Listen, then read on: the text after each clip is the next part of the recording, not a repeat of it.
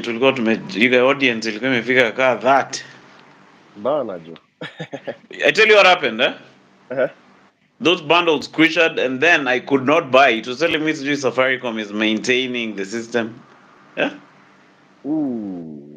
So I couldn't buy, and when this thing is chewing, I think I need to be account like 20 GB if I'm using bundles. Tujeka Wi-Fi kwa Bana studio jo. bado. Unahitaji wifi bwana. Must I need to set up Wi-Fi, you guys. Spend all my money on freaking internet bundles.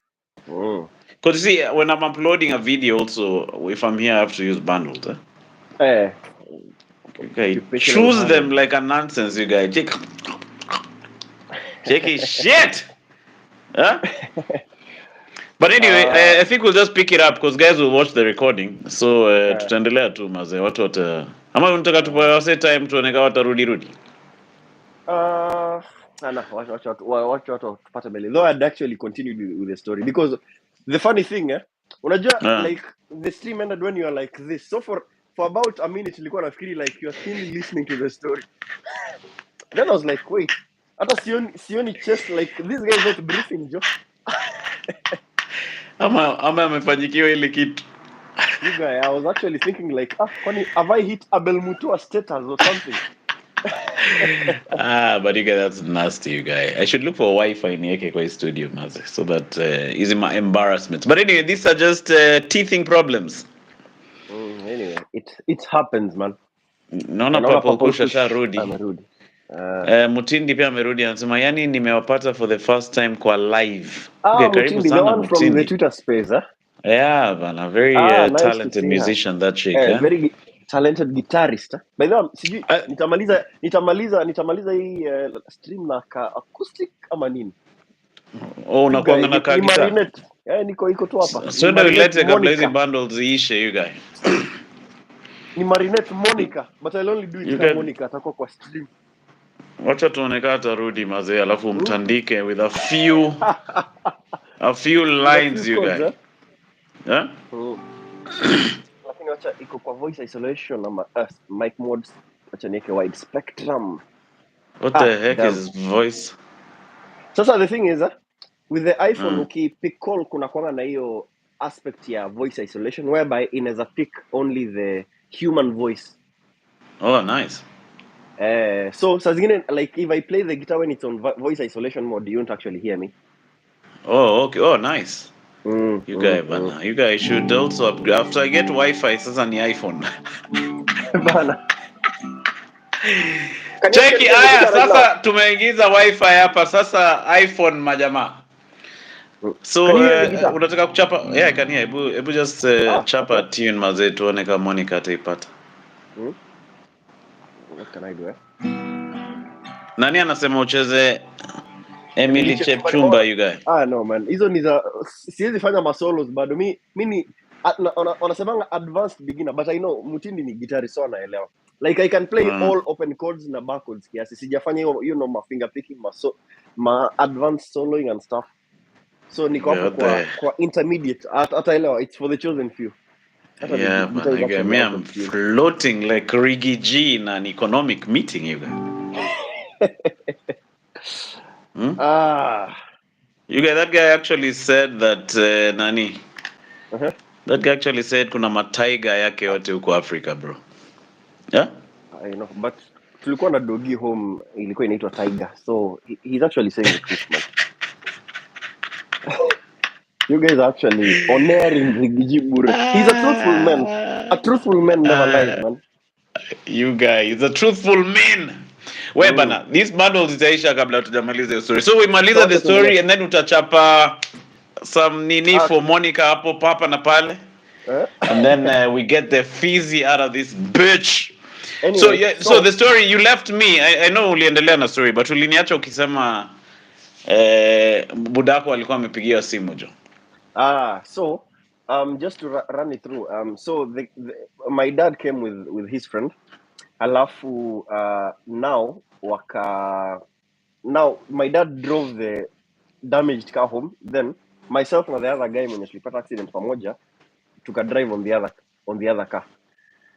we were driven on the other car. So umse aka kwa sababu yeye alikuwa tunataka lift mpaka kwa main road, tukamdrop main road, then si tukaishia home.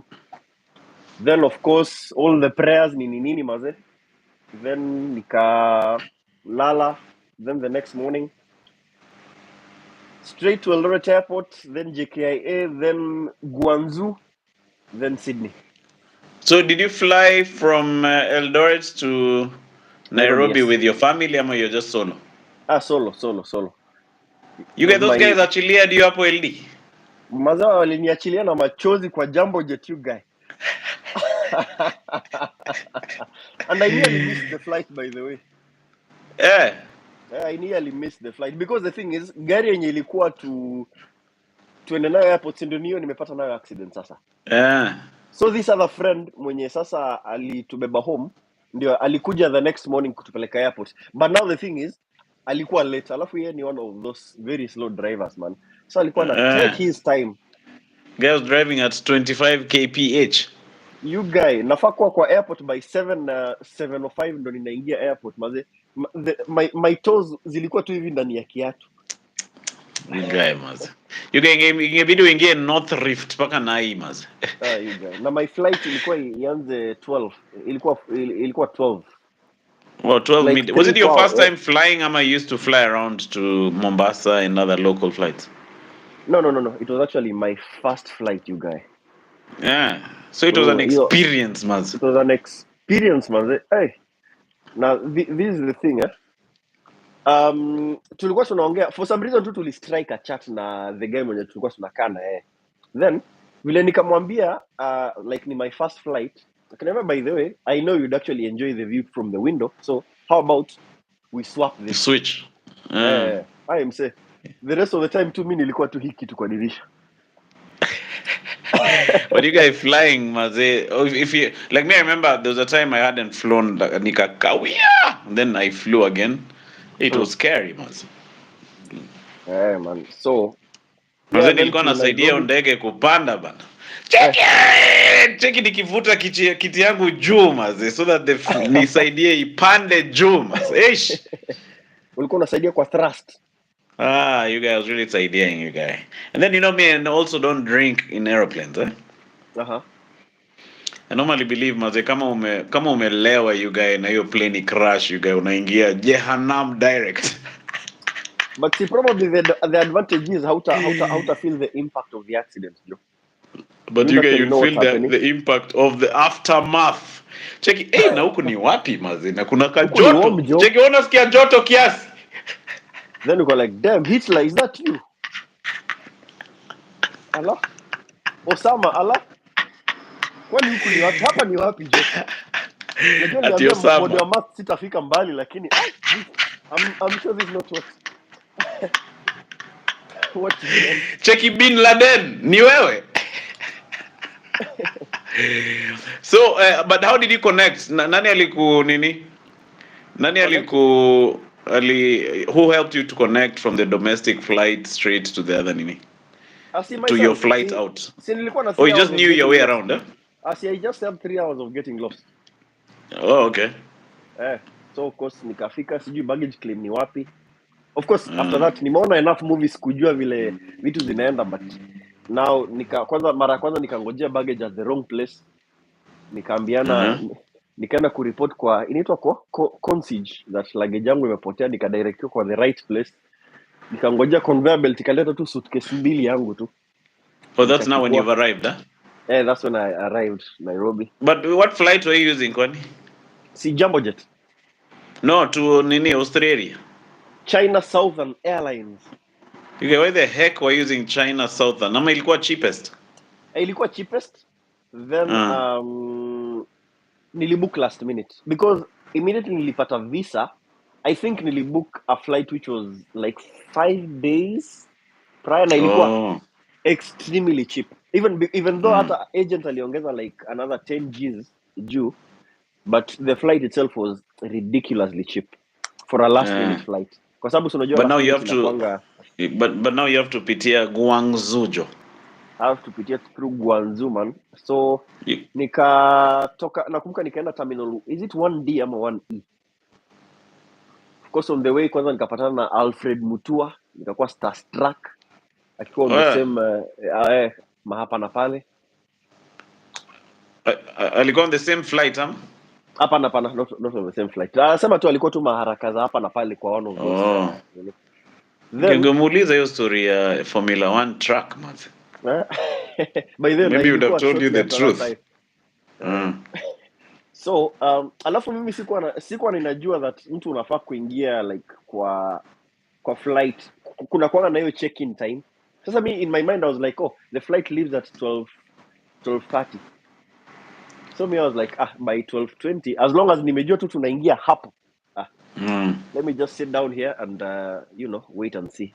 So mimi niko hapo hivyo nikasema what are the things zenye nitamiss nikitoka hapa hivi. Okay, unaona Tusker pale. Let me have the last sip of Tusker na hiyo ni 10 am jo. Tusker Brady, you guy. Tusker baridi jo 10 am. I was like, because I'm having this for the last time, so be it. Wacha nitandike. Wacha nitandike. What else? Oh, Fanta Black Currant nasikia kunanga huku. Then before like time zikaenda at 12:30, like when I'm checking in, sikuwa najua like ni last call. Like wakati na check in, like my hair hostess wako tu like wakakuwa tu like, are you aware that you are the only person tulikuwa tunangojea na we were 1 minute away from closing this door. Then Kwani you didn't hear them you didn't hear them announcing your name? No, because one ni a Chinese lady ana pronounce jina yangu. Then secondly, it's unajua ninajua time yenye ninaingia. It's not that I'm looking out for people calling my name. I'm not aware that that's supposed to happen. Unaget? Then nikaonyeshwa board wameandika jina yangu alafu wameandika last call. I was like, damn. Hey, you guys would have been left. You guys ingebidi urudi Eldoret. Bana, ama ibidi nilipie like another half. Wanichuje like half the price alafu ndo nilipie ingine kuribook. So did you have to? So you had to reconnect to another flight when you're in Guangzhou now? From Guangzhou. Sasa nimefika airport, nothing is written in English ama kama imeandikwa kwa English, iko na very little subscripts. Those guys, their English are over the other side, so they can't even hear how like my own accent. So I'm trying to get for help. Kwanza nikapanga the wrong immigration line. Nilikuwa nimepanga kuingia China, si kwenda ya transit. Oh, and so then there's no English sign to show you. Yeah. Alafu by then pia nilikuwa ninajisaidia kujoin the dots. So man, I found a line now. These are the guys wenye tumekuwa now in the same aircraft. So acha nifuate ama jamaa. Nimekaa for 1 hour alafu kufika huko napatiana tu passport. The lady was like, sorry, you are supposed to be on the other end. Mbio you guy. To the other end. You guy ulikuwa na mavisanga. Nimeenda sasa, hizo njaa imenigonga jo. Sasa nimeingia kwa restaurant fulani, naitisha food, waitress hanielewi, so ikabidi literally, luckily for their menu ilikuwa na pictures, so nikaitisha whatever was on the menu. Nikaletewa kwanza noodles yenye imewekwa kwa soup litakaa 10, yenye imejazwa pilipili from I don't know here to where. Kulikuwa na kanyama. Na ka piece moja ya nyama yenye unajua nao za tuko China ujue hata hii ni nyama ya nini jo. Shit. Anyway, but I was too hungry to think much. So nikadishi, nikalipa in US dollars. Wakakurudisha na China money ama dollars? Wakanirudisha na dollars, alafu hata baadaye I was talking to my sister, then nikamwambia bei yenye nililipa, akaniambia niligongwa. Walikucharaza walinicharaza, waliona tu msee, these guys are newbie. Sababu unaona ile unapatiana pesa nikaa huko sure kai imetosha huko tu zile za. Alafu namwangalia uso kuona kaa ko satisfied. But okay, that's interesting, Mazi. So there's a story you told when you got to Australia. How long before you started working?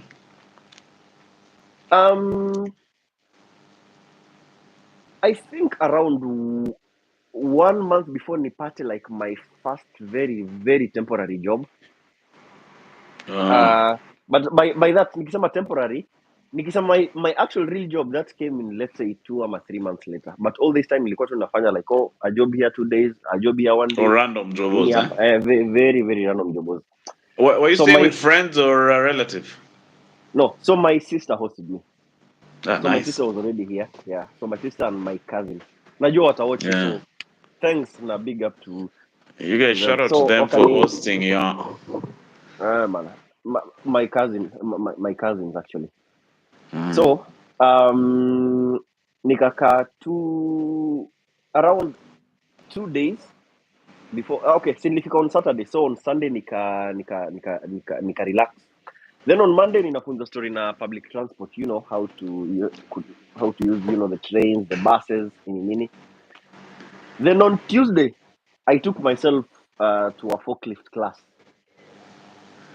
Then the same training nikafanya hiyo kazi ya forklift, nikafanya hiyo training for, did it take 3 days? Yeah, 3 days. Then nikafanya hiyo exam, nikapita, nikapata forklift license, which actually sijui kama niko nayo somewhere. Then nikatafuta makazi za forklift, sikupata. Then nikapata ya construction. Construction. DJ Moz. I am JU guy.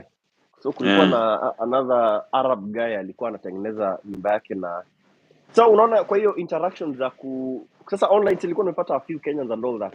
Nilikuwa na by then sasa nilikuwa naingia IG nikipata mtu ana stay Sydney ama like sasa unajua kuna kuanga na obvious signs za mtu mwenye anaishi Sydney ama Australia for that fact. So nilikuwa na follow. So I remember interacting with one guy, then akani hook up na job, akaniambia by the place yenye mimi niko yenye nina work, they are looking for one extra guy, na kama unadai job si you can come over. Sawa. So from where I used to stay to that job ilikuwa like 2.5 hours away through public transport. No job ilikuwa inaanza at 7 a.m. So ilikuwa inamaanisha I had to wake up at 3, then nishike, you know, the train, then the bus, blah blah, then nifike, then nitembe for a while before nikwe kwa site by 7 a.m. So then you're waking up at 3 to be on site by 7? Damn. Wakati hao wasa walikuwa naishi like 10 minutes away, 20 minutes away. So then 7 tunachapa mjei mpaka 3 ama ilikuwa 8 hours, 3 ama 4. 3 ama 4. Alafu pia unajua one thing na mjei, kuna kwanga na makazi yenye haiwezi wachwa halfway. Unaget kama koroga. Mlikuwa mnaacha ama kama kufanya scaffolding. Sasa kama mlikuwa mnafanya scaffolding, hamwezi acha nusu. Hata kama time imeisha, they'd rather actually pay you overtime. So kuna times yenye mimi nilikuwa just a second, nilikuwa ninatoka job let's say 5 ama 6. Then nina walk back to the station, then train station back at city, then bus, then another train, then a short bus distance, then niende home, nifike by 9 p.m. very tired, very hungry, very dirty. So ninafaa kushower, ninafaa kudishi, na nafaa kulala well enough nipate just enough sleep ndo niamke by the next day 3. Si kuamka the next day nitoke at 3, so inamaanisha niamke to something, then so that by 3 I'm out of the house. Yeah, that's nasty, Maze. So how are you pulling it off? Man, nilikuwa na another Android app enye, you know, singetegemea tu just a normal alarm. So nilikuwa na this app enye like ilikuwa an alarm, yes, but before you can actually switch it off you have to solve like a math problem or something, in that by the time you actually solve it your mind is already up 100%. Oh, okay. To switch it off you have to do a puzzle. Do something, yeah, you have to do a puzzle or a task or a math question in meaning.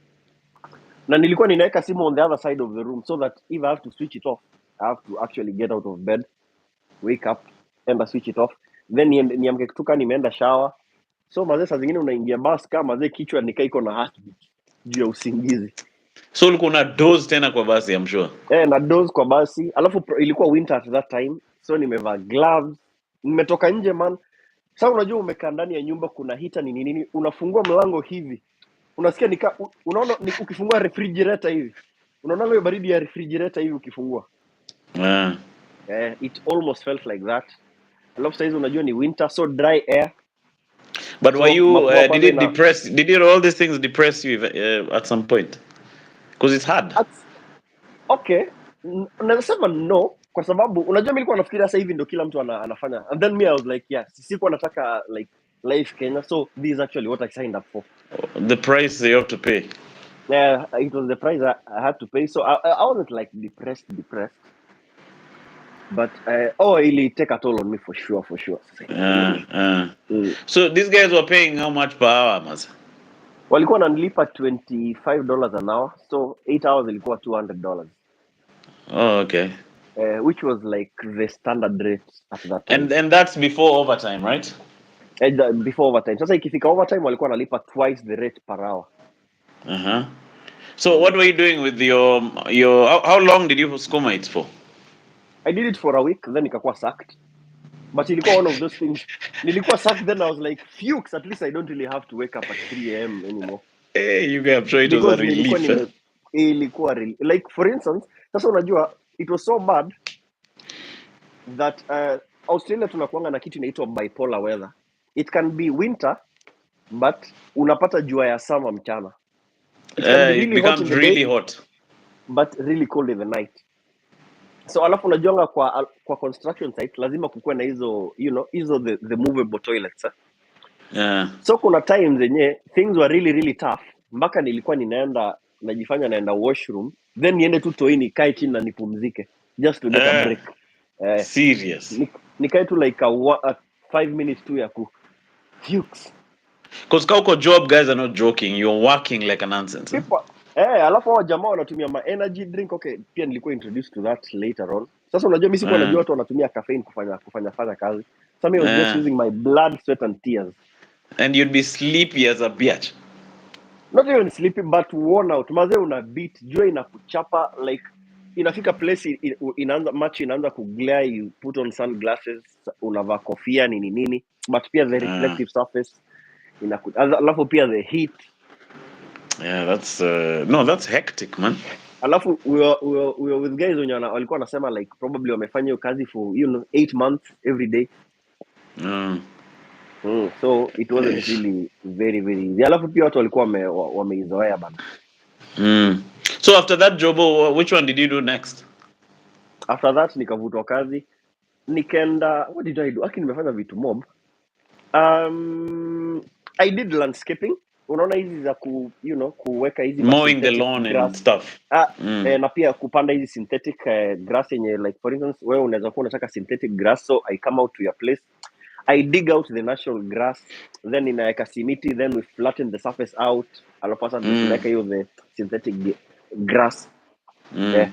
Nikafanya hiyo for a while, then hiyo job ikaisha. Msee I think alikosana na mdosi, so this was the plan. Huyo mdosi alikuwa anapatia huyu jamaa kazi na alikuwa anamlipa fiti. Sasa huyo msee alikuwa ananihaya, alafu sema kuni underpay, but whatever he was giving me was way less than what he was getting from the boss. It was still fair to me by the hour, but haikuwa kwa sababu in the boss's mind, the one at the top ilikuwa 50-50, but this guy alikuwa ananipatia a little less. Because unajua nimetoka kwa job yenyewe nilikuwa napata $25 an hour. So at this time ninaenda kwake na mentality ya $25 an hour ndio sawa. So of course ninakumbuka nikimuuliza like okay, $25 an hour, the guy was like, oh good. So kumbe later on, because someone else alikuja ku work for him later on, alafu akaniambia ati alikuwa analipa $35 an hour, so yeye alikuwa anakula $10 on. Damn, that's nasty. You get a whole $10. But the thing is, haikuni affect because I didn't really know at the time. Yeah, you didn't know. Yeah. Alafu pia I was earning money, so it was okay. I was like, so it didn't really hurt me. And then after that, nimefanya vitu mob bana. Nikaenda to another cleaning company, but makazi zilikuwa so far apart, na by then nilikuwa nina save up for a car. Get. This is an interesting story on how I got my first vehicle. So nilikuwa nimefanya a lot of these jobs whereby I think nilikuwa nimejua the Sydney public transport like the back of my palm. Sasa there was a day my sister's friend was at home. Alafu he's one of these outdoorsy guys. Ni mtu mwenye ana like yeye anapendanga mavan sana. Like sasa at that point alikuwa na another friend mwenye alikuwa amempatia van yake kwa sababu alikuwa na relocate out of Australia. So alikuwa na an extra van with him. So nakumbuka akiniambia, na by the way I've actually been seeing you going for jobs using the bus and all that. How about you buy off the van that I have? Is that something that you'd be interested in? So I was like, yeah, like of course, any day. So akaniuliza, how much do you want to pay for the van? So by then mimi sijui mabei za magari. So from the top of my head, mimi nikamwambia tu I only have $500 in my account, $500. Then he was like, oh, okay, sawa haina noma, that can actually do. So luckily enough alikuwa na registration papers in his disposal. So akaniandikia, literally sell off the car to me bila hata mimi kuona hiyo gari. Nilienda kuiona the next day. So the next day the next morning sasa ndio akaniambia, hey, by the way I forgot to tell you where I parked. So this is the key. The car is right down opposite a certain school. Number plate akaniandikia kwa karatasi, I remember very well, PVP 655. And I actually remind me to send you the photo of that one. But was it worth $500? I was getting to that. Asubuhi ninashuka chini to a very old yet well maintained van. Basically it was a 1990 model Toyota Hiace. Oh, okay. So wakati ninaingia ndani kwanza nataka kupiga start, nikaona odometer. Guess what the odometer was reading? 500,000 kilometers. 617,000 kilometers. That thing has gone around the world a couple of times, man. Kwa kisha gari it was in pristine mechanical condition.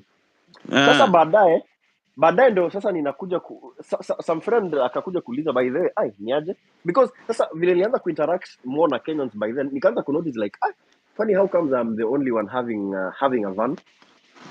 Kwani so many of these other guys wanakuwa na wako na magari. Then one guy actually asked me, by the way, how much did you buy your van for? Then nikamwambia tu, someone just just sold it to me at $500. Then alikuwa tu like, no freaking way. $500 aje, just to make the conversion. At that point ilikuwa $500, that was like at a conversion of $80, 80 shillings per dollar. Nikakubai matatu na 40k. So the guy alikuwa like, no way ulibuy your kitu $500, because akaniambia such a van at its condition would not be less than $7,000. Yeah, because it's a classic car, right? Yeah, even though it's you'd argue it's more of a utility. It's more of a utility vehicle. So this guy, it's as if he was just giving you the moti, huh? He just gave me the car. Like alikuwa tu ananipatia, and it was actually good now because he was actually a family friend. Ni mtu mwenye actually we still meet to date. So ni mtu alikuwa pia saa zingine alikuwa ananisaidia pia maintenance hapa na pale. Na that was actually the first car yenye pia nilikuwa nina DIY. So nilikuwa ninafanya my own service nini. Oh, okay. Then I got a number of jobs from it. So nilikuwa ninafanya pia deliveries. Oh, it was practical to have. Yeah, it was very, very practical because now people are now reaching out to me like, hey, niaje, I'm actually moving my lounge from this place to this place. So I can do this for you. So unaweza nisaidia? Haina shida. So earlier on ilikuwa like, okay, wewe weka mafuta ni nini, but ikafika pale I was like, no, actually this can be a business. Yeah. So I started charging for it. So the car was doubling as a utility car na pia as a personal car. So mazeni nilikuwa nina pull up kwa uni na van new guy. You guy wanaanza kukogopa jo. Alafu ilikuwa one of these funny vans zenye huko nyuma ilikuwa tuna only the front seats. Huko nyuma haikuwa na kitu. So it was just it's empty, You guy those vans vitu nimeona kwa mavan kwa movie ni vitu za kiajaba. Actually some of this kama yeye ingekuwa live stream ningechapa some of these stories, but hiyo tutaongea on a personal level. You guys Anyway, tutaongea kando. so it's doubled up as my personal car na utility vehicle. Hata nilichapa nayo road trips. Funny enough, it was a very very reliable car. Nilienda Oh, road it trip was functional, huh? How long did you have it for? mpaka Adelaide. 2 years. Oh, nice. 2 years, So without how any much did you mechanical sell problem. it for? Niliuza at I think $2,000.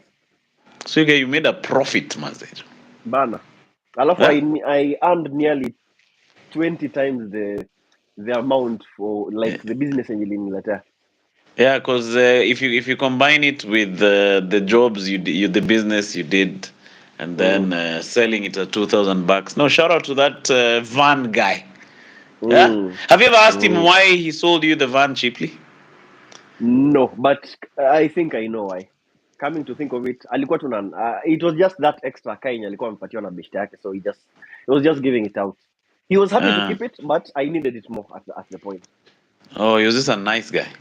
I was just a very very good guy. I hope I meet a few nice guys on my way to Tao Cash. Checking with you guy. You need a car, by the No, way. but that's polite. I feel like the universe, rewards effort, man. Like in a very weird way. Yeah, man. And then you can Yeah. never predict how it's going to come. Yeah. So long as you're just working hard, someone just recognizes your hard work. Did you see this Zimbabwean MMA guy mwenye alipewa keja na The Rock? Okay, nimesoma kuhusu the story. Yeah, this guy he was living in the gym. He had gone to America to train for a certain fight, but he had no place to stay, and he had to do $8. Yeah, I've seen the Anaitwa video. Ngorimbo Okay. I've forgotten his name. That's I remember seeing a Ngorimbo. shot of them hugging kwa gym or something. I Yeah. think ilikuwa like a surprise meetup or Yeah, something. he was. Yeah. So this guy was there. He was telling the story. He won some fight, and then now he sent all that money back home to dig a well. You guys, The Rock, kumbe alikuwa anaona hizi vitu zote. The Rock really came through with a very polite, I don't know if it's a duplex, but very, very fresh. So I feel like, like sometimes you're just rewarded by when you do extra. Eh? Like I remember when we were suffering over here, we didn't have a couch. Eh? You guys, ilikuwa on a Friday, tulikuwa tumeenda show fulani na kina Bashir. And then I think we had changaed some money, ilikuwa imebaki kiasi, also walikuwa wamechanga. So your live stream mazi ilikuwa, it was one of the hardest lives to do mazi. Because me I was sleepy. Yeah? Nilikuwa nimechapa my job the whole day, alafu nikachapa hiyo show. Then Bashir was like, tufanye live. So tukaanza hiyo live 11. So just in the middle of that random live, Monica akasema, how much do you need in order to bring the chair to the cage? So you see, if we didn't do that live, probably, maybe we wouldn't have gotten that cash. So I really, when I see someone who's really consistent at their hard work, I just know you guys, it'll pay off one way or another. You guys, your motivation speech yangu imeweza. Bana, aina. Unaweza cut off this part ikuwa a very good short TikTok. You guys, Emmanuel the motivator. But you guys, but I do want us to stay for very long also because of first of all, hizi mabundles inanisumbua sana hapa hivi. So I think I think we should do this regularly. Maybe next time we'll finish your story properly and then we just get into banter, you guys. For sure. Tunaweza malizia story then banter. Yeah, because so far tumegonga like half an hour again. Yeah, we've gone at another half an hour. I know in the next 15 minutes hii kitu itahang tena. Alafu itaanza kunipatia hizo messages mbadala, you guys. Well, we've gotten 13 guys back to the live. Hiyo ingine ilikuwa na waseka that. But the rest of them wanaweza pata this part too because probably hawana the link to this. Bana kumbe lazima walipata notification like hey the Kisiangani podcast is live. I think pia walichoka too. But 14 is not bad for a restarted live, huh? Yeah. So you guys, bana. So no, shout out to you. I'm hoping to do this dia stories with a number of guys in the diaspora. So maybe I can get kuna app fulani inaitwa Restream. Yeah, I've had it. where I can add more than, we can be me, you, and whoever else. So if you're Okay. keen, when you have free time, you can be jumping on. Tunaongea nao so diaspora mazee, tunasikia story yao. Me, I'm easy. Down for Yeah. this day, any day. You get podcast inaeleaje in a few seconds. Podcast iko tu. Aki kupata watu ni noma. Maybe you should do this. Basa mimi, I think I'll start monologuing. Yeah. I'll actually start monologuing. Like, nimeanza kuona the aspect, yeah. I think I should keep the channel going. Eri hata kupanda kuliko kutokuwa na anything. Because I'm really noticing that time inaenda kwa sababu saa hizi inafika ile point yenye ninaona the last activity sijui 4 weeks ago, I'm like, oh damn. Yeah, and guys that jumped on it. Nilikuwa naona watu wanaongelea hiyo pod yako kwa stream ya mine. Hata pia hapa hivi ilikuwa imecreate that buzz because I was actually the first person to do it. Yeah, I think you should do what you can do. If at all you don't want a monologue, you can also do this go live together thing. It also works. Yeah, so just keep that thing alive. What else do I want to ask you? Can you hook me up with that one of those like jama wa Misuli bana? So hook me up with that guy ni mweke kwa hii con Dire Stories. Oh, ule jama. Actually I can talk to him. Yeah, Bro, man, send me. easy, he's my friend. Talk to Misuli sure. Man, umwambie mazee akuja hapa tuchape story. In fact, all those guys kwa hiyo pod yako walinibamba mazee. I think you guys ukipata guest unafaa kunirushia. Jackie, you guys 7 style mazee. After the track guy, I'm sure he'll be very happy to be part of this. Yeah, he's that conversationalist. Yeah, the small guy was at the end of the couch. We are the funny guy. No, shout out to them, Maze. So, Maze, you guys, cheers for coming through, bro. I want to leave you on this. You start your day, but it was a dope convo. Shout out to Lame Kwekesa, anasema dope convo, guys. Big up. Asante sana. Yeah, bana. Shout out to Alphonse. Kiasi uchape then ulale. Maze, at least nibaki na ya kuchapa at least, Maze. Nifikisha asubuhi. So you guys, man. Cheers, Joe. Cheers. Peace.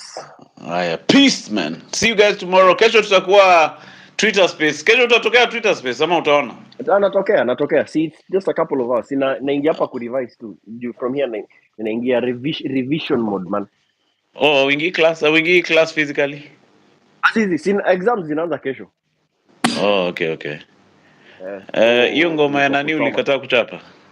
Monica yuko hapa hivi. Anyway, wacha nitachapa maybe next time wakati tuko na audience. Alafu hata guitar iko out of tune. Sawa. Next time it is. See you, man. All right. Cheers. Bye.